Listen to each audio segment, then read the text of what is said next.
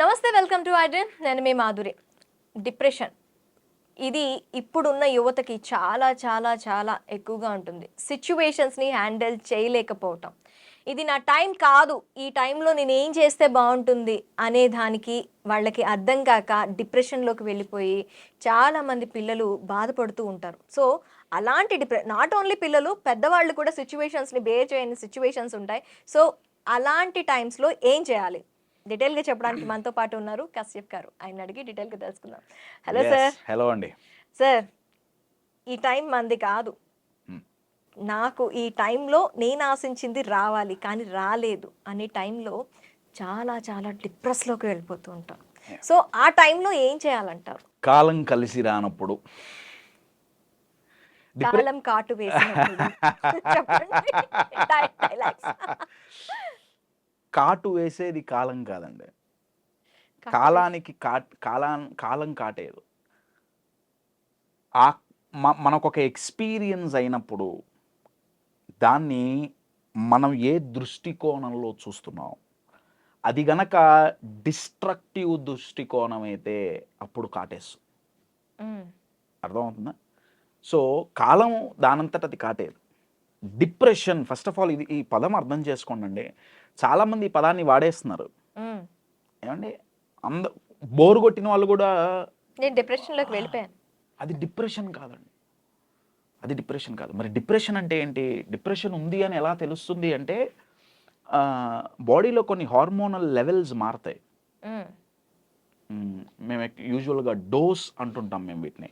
Dopamine, endorphin, serotonin and oxytocin. వీటిల్లో కొన్ని hormones వాటి స్థాయి తగ్గిపోతుంది, ఉండాల్సినంత లెవెల్ ఉండదు. దట్స్ హౌ యూజువల్గా క్లినికల్ డిప్రెషన్ని గుర్తించే విధానం అదే.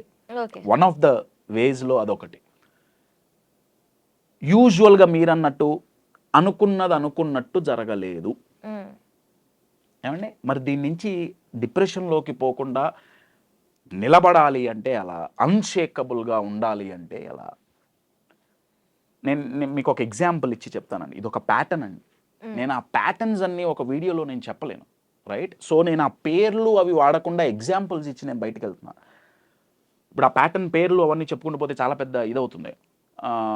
నేను ఒక ఎగ్జాంపుల్ ఇస్తాను మీకు. ఇప్పుడు సీజన్స్ ఉంటాయి కదా, ఎండాకాలం, వానాకాలం, చలికాలం. మీకు నచ్చని సీజన్ ఏంటి? Every season I love. You love it. I hate ఎండాకాలం అండి. నాకు ఎండాకాలం అంటే నచ్చదు. నాకు ఎండాకాలం అంటే చాలా చికాకు. బికాజ్ ఎండాకాలం అంటే నాకు ఎందుకు ఇష్టం అంటే ఆ సీజన్లో మామిడి పళ్ళు వస్తాయి. మామిడి పళ్ళు వస్తాయి కాబట్టి మీకు ఇష్టం. నాకు మామిడి పళ్ళు అంటే ఇష్టం, కానీ ఎండాకాలంలో ఉండే కొన్ని పరిస్థితులు నాకు నచ్చవు. మీరు బయట కంట్రీస్కి వెళ్తే వాళ్ళకి వింటర్ అంటే నచ్చదు, ఎందుకంటే చాలా గ్లూమీగా ఉంటుంది బయట వింటర్ ఆ దేశాల్లో. నేను ఈ ఎగ్జాంపుల్ ఎందుకు చెప్తున్నా అంటే, మీకు ఒక సీజన్ నచ్చదు సంవత్సరంలో, కానీ ఆ సీజన్ పర్మనెంట్ కాదు. రైట్ నౌ నాకు నచ్చని ఎండాకాలంలో నేనున్నా, నాకు నచ్చని చలికాలంలో నేనున్నా, నేను అనుకున్నట్టు నాకు పరిస్థితులు సహకరించట్లేదు, నాకు ఈ సీజన్ నచ్చట్లా.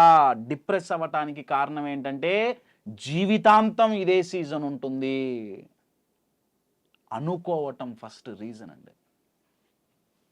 చాలామంది మిస్ అయ్యేది ఎక్కడంటే, ఒక సమస్య రాగానే అనుకున్నట్టు జరగకపోతే అయిపోయింది, ఇంకా లైఫ్ అయిపోయింది.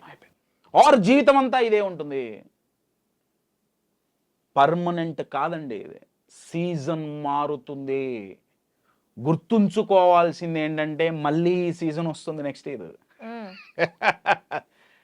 ప్రాబ్లమ్స్ రాకుండా ఉండాలి అన్న ఎక్స్పెక్టేషన్ ఎప్పుడైతే మైండ్లో ఇంచిపోతుందో డిప్రెషన్కి ఛాన్స్ లేదు. ఫస్ట్ అండ్ ఫార్మోస్ట్ మీరు అనుకున్నట్టు ఎందుకు జరగాలండి? ఎందుకు జరగాలి? మీరు అనుకున్నట్టు ఎట్లా జరుగుతాయండి? నేను అనుకున్నట్టే ఎందుకు జరుగుతుంది? మీరు ఏమన్నా పైన చూడిపడ్డారా? నాకు తెలియకడుగుతా. నేను అనుకున్నట్టే జరగాలన్నీ. నేను ఈ ప్లాన్ వేసుకుంటే ప్లాన్ ప్రకారమే కషాపు మరి వర్కౌట్ అవ్వదు. కొన్నిసార్లు అవ్వదండి. అయితే వదిలేస్తామా? ఇది ఎట్లుందంటే నాకు కాలం కలిసి రాలా, నేను రోడ్డు మీద వెళ్తున్నా, ఒక చోటికి వెళ్దాం అనుకుంటున్నా, మధ్యలో ఒక ట్రాఫిక్ సిగ్నల్ రెడ్గా వచ్చింది, అబ్బా రెడ్గా వచ్చింది, నేను డిప్రెస్ అయ్యా. గ్రీన్గా మారుతుంది, గుర్తుపెట్టుకోవాలి. అది గ్రీన్గా మారుతుంది. రెడ్ సిగ్నల్ పర్మనెంట్ కాదు, ప్రాబ్లమ్స్ కూడా పర్మనెంట్ కాదు. ఇది బాగా బాగా గుర్తుపెట్టుకోండి. అనుకున్నట్టు జరగవు. ఆ జరగనప్పుడు మీరు దాన్ని అంగీకరించి వచ్చిన సిచ్యువేషన్ని ఎలా అడ్వాంటేజ్ తీసుకోవాలి అనేది గనక మీరు ఆలోచిస్తే అప్పుడు డిప్రెషన్లోకో బాధపడటమో కాదు, మీరు తిరగబడి ఇన్నోవేటివ్గా ఆలోచిస్తారు. నేను యూజువల్గా ఇది ఎక్కడ చెప్పను, ఏదో ఒక ట్రెండు ఇంటర్వ్యూస్లో చెప్పను, నేను ఎక్కడ షేర్ చేసుకోవాలా. నేను ఒక ఎగ్జాంపుల్ షేర్ చేస్తాను. అనుకున్నట్టు జరగకపోవటం, కాలం కలిసి రాకపోవటం, ఈ మాటలు ఏదైతే ఉన్నాయో, ఎందుకంటే ఇది జూన్ కదా, జూన్ నా లైఫ్లో నాకు ఎన్నో ఇచ్చింది, ఎన్నో తీసేసింది. జూన్ నెల ఎందుకు ఎక్కువ జూన్లోనే జరుగుతుంటాయి. నా లైఫ్లో highest ups and lowest downs జూన్లోనే యూజువల్గా జరుగుతున్నాయి. ఎందుకనేది నాకు తెలియదు, అది కోయిన్సిడెన్స్ ఏమో. 2020 June, Covid first lockdown. Kashyap అంటే ఎవరికి తెలియదు ఆ రోజుల్లో. నా యూట్యూబ్ ప్రెజెన్స్ ఏం లేదు. నేను తెలుగు రాష్ట్రాల్లోకి వచ్చి చాలా తక్కువ టైం అయింది అప్పట్లో, నేను బెంగళూరులో ఉండేవాడిని. కోవిడ్ ఫస్ట్ లాక్డౌన్లో జూన్ 19th నా కూతురు పుట్టింది. వీ వర్ సెలబ్రేటింగ్ ఫస్ట్ సంతానం. నేను నా భార్య పేరెంట్స్ అయ్యామన్న ఆనందంలో ఉన్నాం. జూన్ 19 శుక్రవారం పూట కూతురు పుట్టింది. శుక్రవారం సాయంత్రం పూట కూతురు పుట్టింది. జూన్ 21 సాయంత్రం కల్లా చనిపోయింది. Sorry, 48 hours. Sorry, very sorry. అనుకున్నట్టు జరగలేదు. జీవితం వదిలేసుకోవాలా? వదిలేసుకుంటామా? మార్చగలమా దాన్ని? చాలామంది డిప్రెషన్లోకి పోవటానికి కారణం ఏంటంటే, పాస్ట్లో ఇది జరిగింది. మీరు ఎంత ఆలోచించినా మీ పాస్ట్ మారదు. నేను ఎంత ఏడ్చినా, నేను, నా భార్య, నా ఫ్యామిలీ ఎన్ని సంవత్సరాలు ఏడ్చినా, ఈస్ట్ మారేడుపల్లి శ్మశానంలో పూడ్చిపెట్టిన నా కూతురు బయటికి రాదు. ఇది నేను అంగీకరిస్తే నేను డిప్రెషన్లోకి పోను. అర్థమవుతుందా అండి? నేను ఇప్పుడు చాలా నవ్వుతూ చాలా నార్మల్గా మాట్లాడుతున్నానండి. ఇది సరదా కాదు. నా కూతురు చనిపోతే ఆ రోజు నా పరిస్థితి ఏంటంటే, ప్రాబబ్లీ లైఫ్లో మొట్టమొదటిసారి గూగుల్ మ్యాప్స్లో శ్మశానాన్ని ఎత్తుకున్నా నేను. శ్మశానాన్ని ఎత్తుకొని శ్మశానం దగ్గరికి వెళ్ళి, నేను శ్మశానంలోకి పోకూడదు కాబట్టి ఇంకొక వ్యక్తిని లోపలికి పంపించి, చీకటి పడిపోతుంది, అంత్యక్రియలు ఆ ఫైనల్ రిచువల్స్ ఏవైతే ఉన్నాయో అవి అయిపోగొట్టేయాలి త్వరగా, చీకటి పడేలోపు. నార్మల్గా బర్రీ చేయటమే, కాల్చడం కూడా ఏమి ఉండదు, దహన సంస్కారాలు ఏమి ఉండవు, 2 రోజులే కదా పిల్ల, త్వరగా అయిపోవాలి. ఎంత అవుతుంది? ఆ రోజు ఆ వ్యక్తి నాకు చెప్పిన నంబర్ 8,500,000, కరెక్ట్గా 4 ఏళ్ల క్రితం. ఆ రోజు నా జేబులో 8,500,000 లేవండి. నా ఒక అపాయింట్మెంట్ కొన్ని లక్షలండి. నేను ఇది గొప్పగా చెప్పుకోవట్లేదు. చెప్పుకోవటానికి కారణం ఏంటంటే, అంత కెపాబిలిటీ, అంత కెపాసిటీ నాకున్న ఆ రోజుల్లో నేను డబ్బులు సంపాదించాల. ఎందుకంటే నేనున్నాను ఒకటికి తెలీదు. కాశ్యప్ దగ్గర ఈ మ్యాటర్ ఉంది, ఈ స్టఫ్ ఉంది, కాశ్యప్ దగ్గర ఈ ప్రొడక్ట్ ఉంది అనేది ఎవరికి తెలియదు. తెలియనప్పుడు నాకు బిజినెస్ ఎట్లా వస్తుంది? రాదు. ఎవరికైనా నేను సేల్స్ అండ్ మార్కెటింగ్ చేయడానికి వెళ్ళినప్పుడల్లా, రిజెక్షన్స్ అయినప్పుడల్లా నేను చెప్పింది ఇదే, కాలం కలిసి రావట్లా. ఆ రోజు నా కూతురు చనిపోయినప్పుడు లోపల మా నాన్నగారు, మా మామయ్య గారు వెళ్ళి ఆ కార్యక్రమాలన్నీ చూస్తున్నారు. నేను బయట రోడ్డుకు ఆపోజిట్లో నా బండి మీద కూర్చొని నేను ఏడుస్తుంటే లోపల నుంచి ఒక క్వశ్చన్ వచ్చింది. అరే కశ్యప్, కూతురు పోయిందని ఏడుస్తున్నావు కదా, బతికుంటే ఏం పెట్టి పోషించేవాడివి? డబ్బులు ఎవరు నీ దగ్గర? దాని అంత్యక్రియలు చేయటానికి నీ దగ్గర 8,500,000 లేవు కదా. ఒకవేళ అది బతుకుంటే ఏం పెట్టేవాడివి నువ్వు దానికి? నీ కూతురికి ఏం పెట్టేవాడివి? నీ దగ్గర ఇంత టాలెంట్ ఉంది, ఇన్ని ఎబిలిటీస్ ఉన్నాయి, ఏంటి దానివల్ల లాభం ఏంటి? అప్పుడు మొదలైందండి నాలో ఫైర్. నా దగ్గరున్న ఎబిలిటీస్ నలుగురికి తీసుకెళ్లాల్సిందే. ఎంత కష్టం వచ్చినా హ్యూమన్ మైండ్ చెక్కు చెదరకుండా అన్షేకబుల్గా నిలబడగలదు. There are techniques, there are ways. నేను నిలబడగలదు. ఇది నేను నలుగురికి నేర్పియాలి.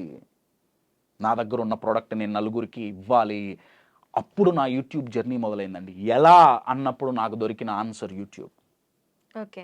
అప్పుడు నా యూట్యూబ్ జర్నీ మొదలైంది.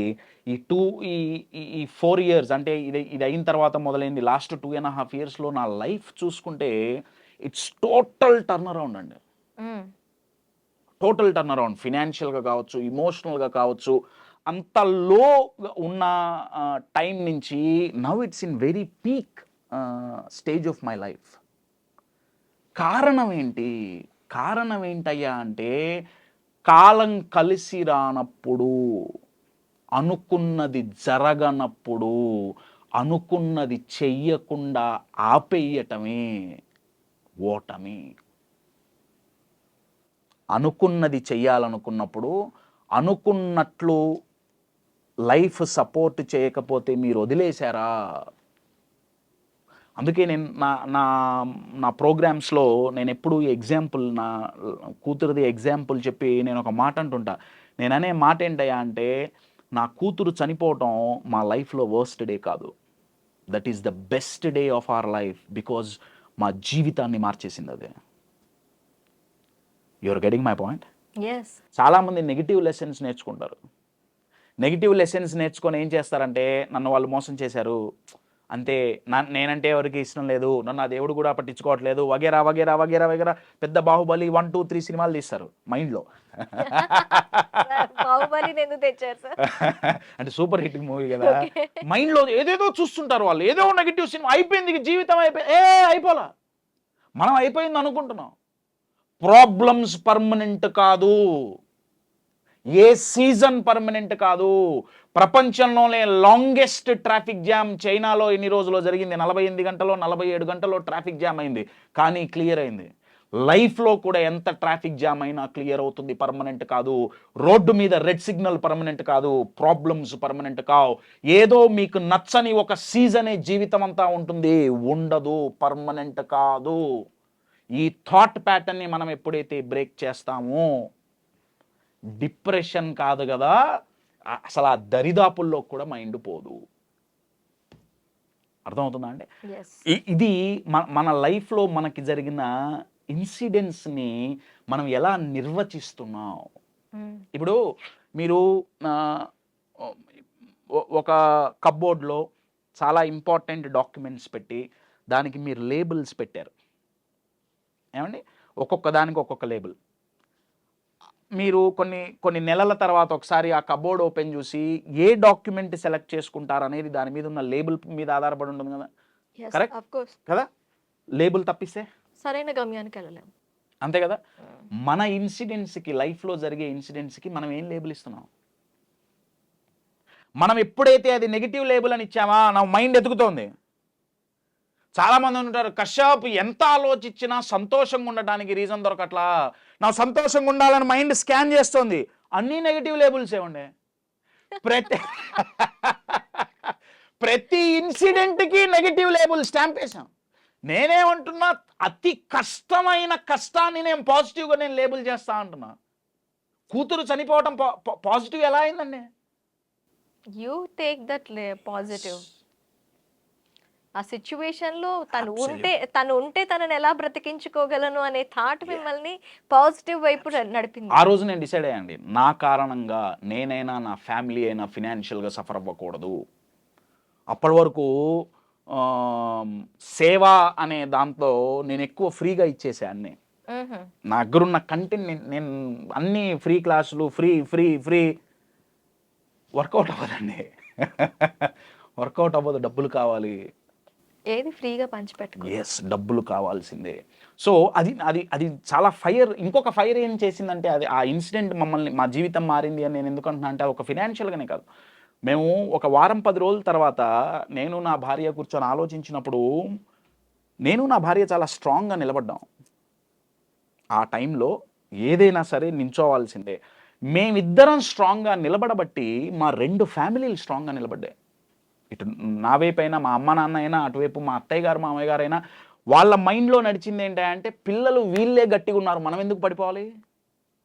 నాకు ఆ రోజు అనిపించింది ఏంటంటే ఒక ఇంట్లో ఒక వ్యక్తి మానసికంగా దృఢంగా ఉంటే హోల్ ఫ్యామిలీ కాపాడబడుతుంది. నేను స్టేజ్ మీదకి ఎందుకు వెళ్ళాలి, నా ఆడియన్స్ని ఒక్కొక్కళ్ళ ఇంట్లో ఒక్క వ్యక్తిని మానసికంగా దృఢంగా చేయగలిగామా, దేశం ఎటు వెళ్ళాలండి, ఎటు వెళ్తుంది దేశం. మన దేశం పడిపోవటానికి పడిపోవాలన్నా ఎదగాలన్నా కారణాలు రెండు. ఒకటి ఎకానమీ, రెండొక ఏంటయ్యా అంటే ఇమోషనల్ హెల్త్ అండి. ఇది చాలామందికి తెలియదు. ఇమోషనల్ హెల్త్, మానసికంగా దేశం కుంగిపోతుందండి. మానసికంగా గట్టిగా ఎక్కడున్నాం. అవతల దేశం బాంబులేస్తే తట్టుకొని తిరిగి మనం బాంబులు వేయగలుగుతున్నాం. అణుసంపద చాలా ఉంది, బ్రహ్మాండం, వెరీ గుడ్, ఉండాలి, నేను కాదనట్లా. కానీ మన పక్క వాళ్ళు మనల్ని 2 మాటలంటే డిమోటివేట్ చేయడానికి ప్రయత్నిస్తే మనం డిమోటివేట్ అయిపోతే, బయట నుంచి వ్యాధులు వస్తే తట్టుకోవడానికి బాడీలో ఇమ్యూనిటీ పెంచుకున్నామే, బయట సమస్యలు వస్తే తట్టుకొని నించోవడానికి ఇమోషనల్ ఇమ్యూనిటీ ఉందా, తట్టుకొని నిలబడగలుగుతున్నావా. 2 ఫెయిల్యూర్స్ అయితే చచ్చిపోవటం ఏంటండి, 2 మాటలు అన్నారని బాధపడటం ఏంటండి, నాకు తెలియగలుగుతా. అంటే అది తట్టుకునే శక్తి మన మైండ్కి లేదా, మైండ్కుంది, మనం ఇది ఇవ్వట్లా. నేను అందుకే అంటాను, సమస్యలు ఇమోషనల్ వ్యాక్సిన్స్ అండి. మనకు రోగం వచ్చింది, అన్నీ మూసుకొని కూర్చునే రోగం 3 ఏళ్ల క్రితం వ్యాక్సిన్ వేయించుకున్నాం కదా. వ్యాక్సిన్ వేయించుకుంటే ఏమైంది, లోపల ఇమ్యూనిటీ పెరిగింది, బయట వైరస్ చచ్చిపోయిందా, చచ్చిపోలా, వైరస్ ఇప్పటికీ ఉంది. ఇండియాలో పోలియో లేదు, పోలియో వైరస్ లేదా, పోలియోకి మనకి ఇమ్యూనిటీ వచ్చిందా, మనకి ఇమ్యూనిటీ వచ్చింది. మన ఇమ్యూనిటీని ఫిజియలాజికల్గా అయితే ఒక వ్యాక్సిన్ మనకి ఇమ్యూనిటీ పెంచుతుంది. సైకలాజికల్గా ఇమ్యూనిటీ పెరగాలంటే, ఆ అన్షేకబుల్గా నించోవాలి అంటే ఆ వ్యాక్సిన్ పేరే ప్రాబ్లమ్స్ అండి. అవి మనల్ని ఇమ్యూన్గా చేయగలవండి, చాలా గట్టిగా చేయగలవు. కానీ ఆ ప్రాబ్లంకి మన మైండ్లో మనం ఏం లేబుల్ పెట్టాం, నెగటివ్. వద్దు, ప్రాబ్లమ్సే వద్దు. ఇంకెదగమంటే ఎదగలేము. ఎట్లా ఎదుగుతామండి. ఇప్పుడు నేను వచ్చి కోచింగ్ ఇవ్వాలనుకోండి, నేను ఎంతో కొంత చార్జ్ చేస్తా కదా. మీకు ఇష్టమైన సబ్జెక్టు, మీకు ఇష్టమైన వ్యక్తి, ఆ సబ్జెక్ట్లో నిష్ణాతులు మీకు వచ్చి ఫ్రీగా నేర్పిస్తా అంటే ఎంత బాగుంటుందా, బాగుంటుందా. ఎలా ఎదగాలో నేర్పించే ఒక అద్భుతమైన కోచ్, లైఫ్ మనకి గిఫ్ట్ ఇచ్చే కోచ్, గ్రోత్ కోచ్ అంటా నేను. ఆ కోచ్ పేరే ప్రాబ్లమ్స్. ఫ్రీ అండి, ఫ్రీగా వచ్చి నేర్పిస్తున్నాయి ఎలా ఎదగాలో. కానీ మనం దాన్ని చూసే కళ్ళర్థం ఏంటి, ప్రాబ్లమ్స్ అంటే నెగిటివ్. ప్రాబ్లమ్స్ పాజిటివ్ కూడా కాదండి, నెగిటివ్ కూడా కాదు. Problems are productive, problems are growth coaches. So depression ఎక్కడి నుంచి వస్తుందండి, మైండ్ ఇలా ఉండే. మైండ్ గనక చాలా గట్టిగా ఉందనుకోండి, ఇప్పుడు భారతదేశాన్ని ఎవరు, ఏ దేశమైనా, ఏ శత్రు సైన్యమైనా అంత ఈజీగా ఎందుకు పాడు చేయలేకపోతుంది, ఎందుకంటే మన సైన్యం చాలా గట్టిగా ఉంది. బోర్డర్స్ మొత్తం చాలా అలర్ట్లో ఉన్నాయి, చాలా గట్టిగా ఉన్నారు. మన సైనికులు బలంగా ఉంటే అవతల వాళ్ళు ఎన్ని దాడులు చేసినా తట్టుకొని నిలబడటమే కాదు, తిరగబడి కొట్టగలం. మరి మానసికంగా బయట 4 మాటలు అన్నారు, వాళ్ళొక 4 సైనికులు వస్తున్నారు, నీకు చేత కాదు, నీ వల్ల కాదు, నువ్వు దండగా, నువ్వు వేస్ట్, 4 సైనికులు వస్తున్నారు. నువ్వు ఆ సైనికులు మైండ్లోకి ఎంటర్ అవ్వకుండా ఇక్కడ మనం ఒక బోర్డర్ రెడీగా పెట్టుకోవాలండి. దాని పేరే బిలీఫ్, ఆత్మవిశ్వాసం, అదే కదా. సో అది బాగా ఉన్నప్పుడు డిప్రెషన్లోకి పోం. సో కంక్లూడ్ చేయటానికి కాలం ఎప్పుడూ కలిసి రాదు. మీరు అనుకున్నవి అనుకున్నట్టు ప్రతిసారి జరగవు. ప్రిపేర్ అవ్వండి మెంటల్గా. ప్లాన్ ఏ ఎప్పుడైతే పోతుందో ప్లాన్ బి ఖచ్చితంగా ఉండాలి. ప్లాన్ జెడ్ వరకు ఉన్నా కూడా ఒక్కోసారి ఫెయిల్ అయితే, ప్లాన్స్ ఫెయిల్ అయితే ఏదో ఒక టైంలో ప్లాన్లు ఫెయిల్ అవ్వకుండా ఉండవు. మీరు ఎన్ని ప్లాన్లు పెట్టుకున్నా కానీ that is the rule of nature అండి.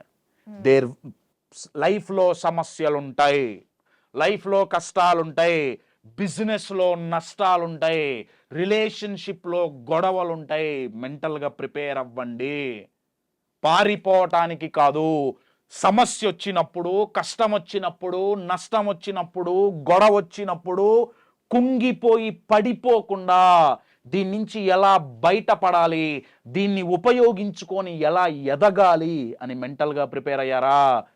కష్టాలు, నష్టాలు, సమస్యలు వస్తాయని మనం భయపడం.